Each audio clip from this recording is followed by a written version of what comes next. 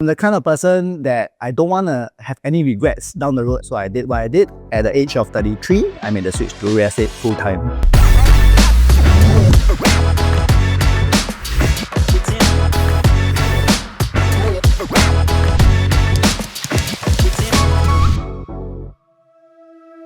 Hello everyone, my name is Jared. I've been in the real estate industry for 5 years now. Before real estate, I was in engineering for the last 10 years. So yes, I graduated with a master's in engineering. I started my first job as an engineer and I did engineering for 10 years. I've progressed on starting from oil and gas, moving on to pharma, and then finally landing in the engineering middle management role in an aerospace company. Through these years, I enjoyed myself, but it got to a point in my 30s, I was wondering whether I could do this for the long term. Progressively, when I kept doing this job, I started to lose meaning and I couldn't find meaning in continuing this engineering job. I started to think whether I can do this long term. I started thinking about real estate because personally, I am passionate about real estate. My family and say the people that I know, they generally have real estate investments, and I see the properties for them that they hold appreciate over time, and naturally it creates a very happy feeling for them. So naturally, I thought that this is quite an exciting industry to go into. When I was deciding to make the switch, I also thought about whether I would able to give my family a better life versus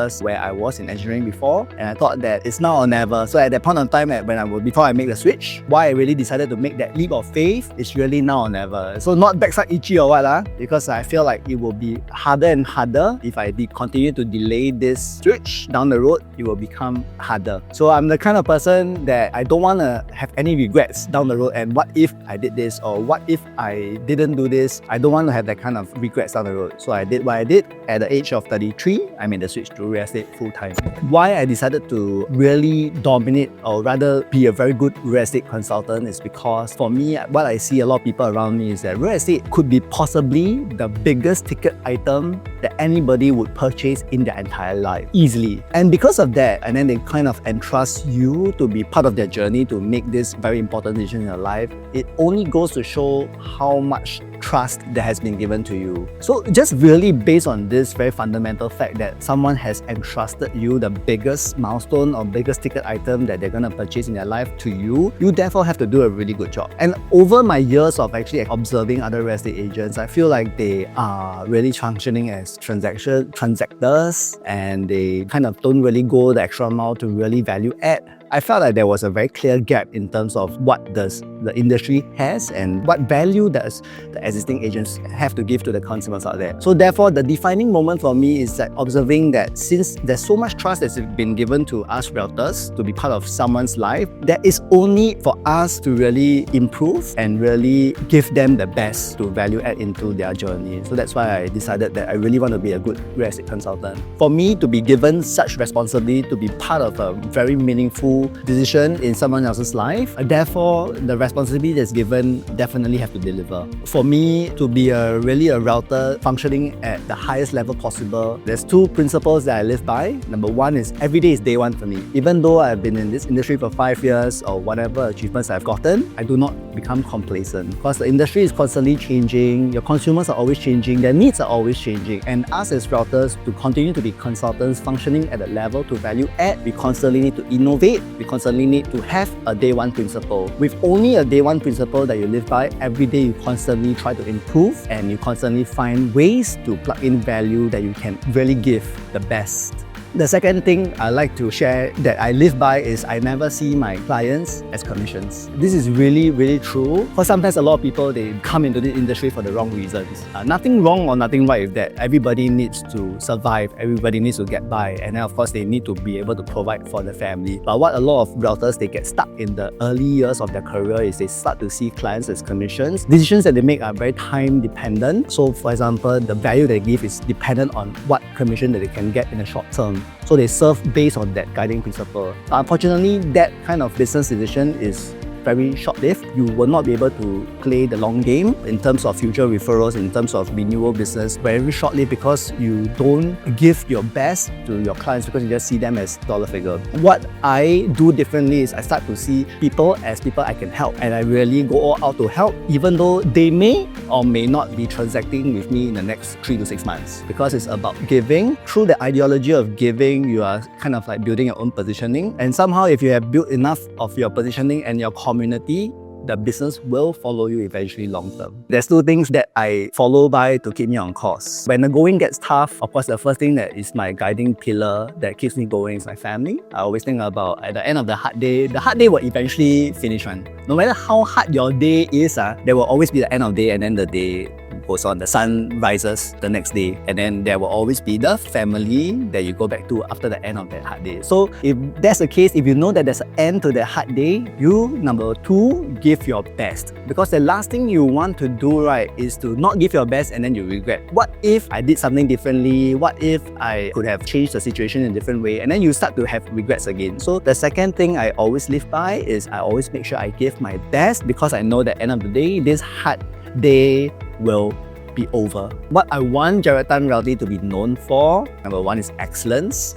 Really giving the best in everything you do, so the customers know that when they engage Jared Tan Realty, they are looking at excellence, so we give our best. Number 2 is trust. Trust is again something that has been given to us. A biggest milestone of someone's life has been trusted to us. We want to kind of appreciate this trust that's been given, and we want to do our best and appreciate that this trust has been given to us. So we want to create trust with the clients as well. The third one will be value. Jared Tan Realty is really a big believer of giving value, and in fact we have been giving a lot of value in our social media space, in our branding, by giving actually content advice on how to buy, the frameworks that we use, how to buy and what to buy, basically to empower our clients when they are about to embark on a buying decision. We give them the value in terms of the frameworks to go about how to buy. So people look at Jared Tan Realty as the figure or the authority figure of learning how to kind of embark on this property journey. When people are looking to engage Jared Tan Realty to embark on their property journey, what they know that they're gonna get is a lot of value in embarking on their journey on how to buy and what to buy based on the frameworks that we give.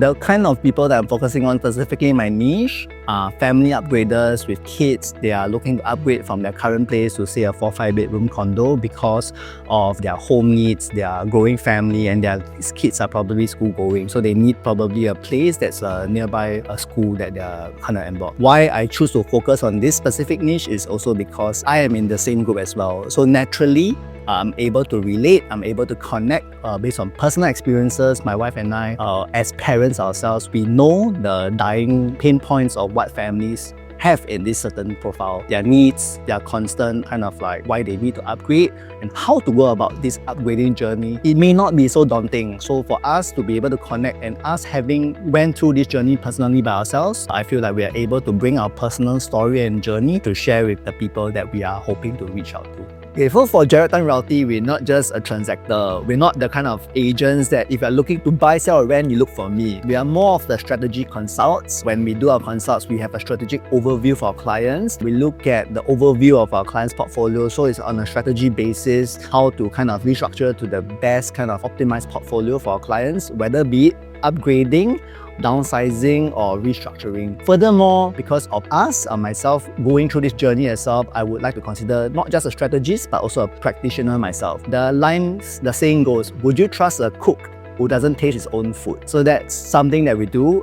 We have embarked on this asset upgrading journey, starting from our very first HDB to where we are today. My wife and I, we own 2 condos. How we actually do it, how the frameworks and the methodology that we do it, we want to share the same thing that we did for our clients as well. So I would like to coin Jared Tan Realty is both a strategist and as well as a practitioner ourselves. For me, a lot of my clients, when they onboard with us, they're at a stage where they kind of like stuck in the property. So unfortunately, they didn't buy this property with us, probably with some other agents that they used to work with. But then when they onboard with us, because of the value we are able to kind of give to them, we realize that unfortunately a lot of people are stuck. They're holding on to these properties longer than they wanted to, because when they kind of like offload these properties after they do not enjoy the kind of appreciation that they wish they could have. So a lot of the clients that we are constantly trying to help them to restructure. I mean, sometimes unfortunately we have to help them to cut some losses in order to look at the long-term strategy, what other appreciating potential opportunities they can choose to pivot into. So these are the clients that we constantly help. So just one recent example is there's a client who unfortunately was stuck into a property in the outskirts because they bought something that they thought could give them what their needs. So after constant kind of advice that we've given, we have advised them to kind of restructure, repivot into a more kind of like appreciating potential condo down the road. And we are still kind of on that journey working with the client.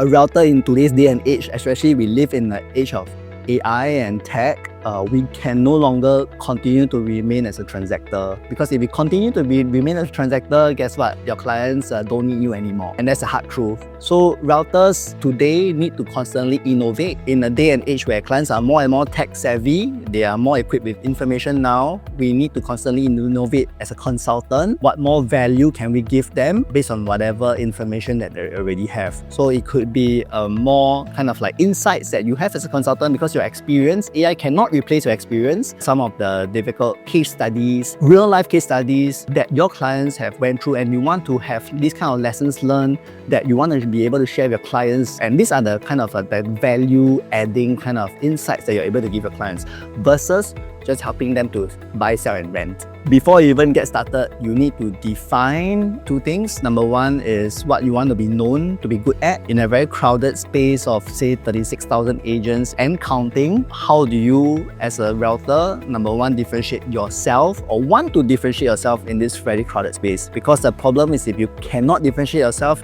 guess what? Your clients don't know how to differentiate you from the other 36,000 people also. And number two, of course, then once you have defined your niche and how you want to be differentiated, then you start to go hard and double down on your brand and just keep going and be consistent to show what you want to be known to be good at.